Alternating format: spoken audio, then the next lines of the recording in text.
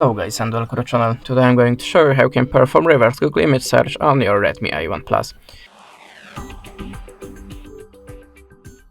So we have a Google Lens on this device, so there is two ways, by the Google Lens feature and by the web browser.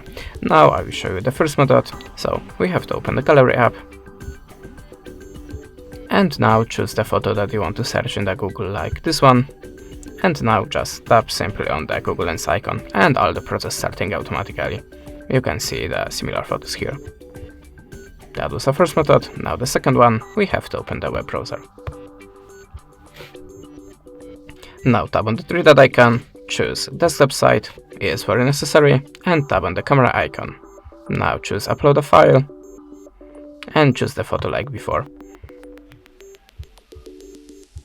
This one for example, click done, and exactly like before, starting a process, we are looking for similar or the same image in the Google database, and that's it. Thanks for the watching, leave us a subscribe or a comment, and goodbye.